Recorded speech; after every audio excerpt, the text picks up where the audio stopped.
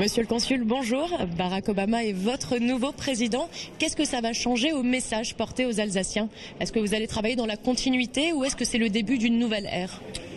Je pense que ça c'est une continuité, mais en même temps, c'est une tradition pour nous aux États-Unis. Quand un président est réélu, c'est une bonne opportunité de faire une pause pour réfléchir et pour penser de peut-être un nouveau programme.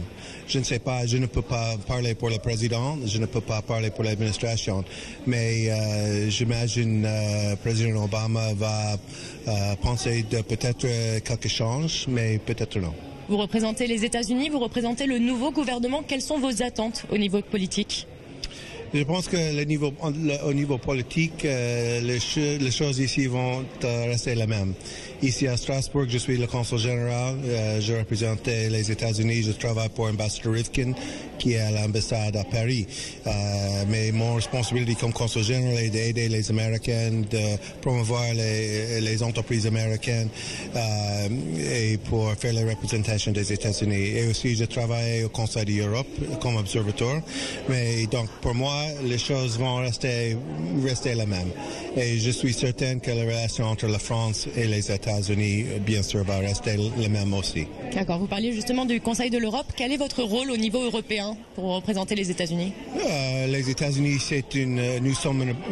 nous avons le statut d'observateur après le Conseil de l'Europe, l'observateur permanent pour les États-Unis et ambassadeur Rifkin à Paris.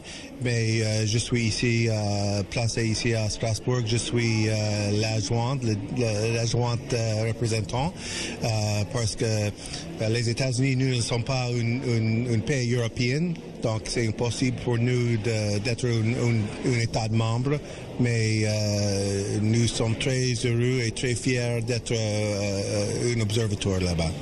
Alors justement, les élections ont été un petit peu serrées. Tout n'était pas gagné pour Barack Obama. Est-ce que vous pensez que certains électeurs américains ont perdu confiance? Peut-être, mais non. En fait, l'élection, comme vous avez dit, est très très serrée. J'imagine les gens qui soutiennent Monsieur Romney qui sont un peu tristes avec le résultat. Mais j'espère qu'elle peut travailler avec Obama, le président et son parti, de faire les bonnes choses pour les États-Unis. Vous parlez justement de changements, de clauses pour mieux repartir en politique. Quels sont justement selon vous les axes sur lesquels Obama doit retravailler? Pour nous, le grand défi reste le même. L'économie est très importante pour les peuples américains. Et j'imagine le président va penser les problèmes économiques. Est-ce qu'aujourd'hui encore les États-Unis sont la première puissance mondiale? Est-ce que Barack Obama est le chef du monde? Non, Barack Obama c'est le président des États-Unis. Nous restons la plus grande économie, la plus grande puissance militaire. Donc, les États-Unis, c'est un pays très important pour tout le monde. Et nous jouons un rôle partout dans le monde et nous allons continuer de faire ça. Alors nous l'avons vu quand nous avons fait une série spéciale États-Unis, beaucoup d'Alsaciens supportent Barack Obama. Oui. Est-ce que vous-même, vous êtes un consulat pro-démocrate?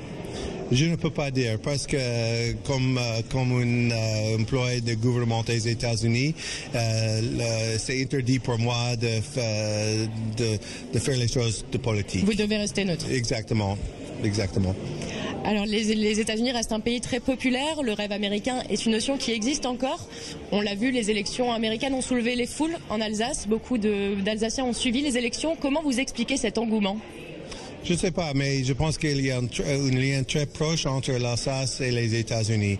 Il y a une histoire très loin des Américains qui est venue ici, et aussi il y a une communauté alsacienne aux États-Unis. Moi, pour moi-même, j'ai noté quand je suis arrivé ici en Alsace, l'accueil très chaleureux. Les Alsaciens sont très très chaleureux vers les États-Unis. Monsieur le consul, merci beaucoup.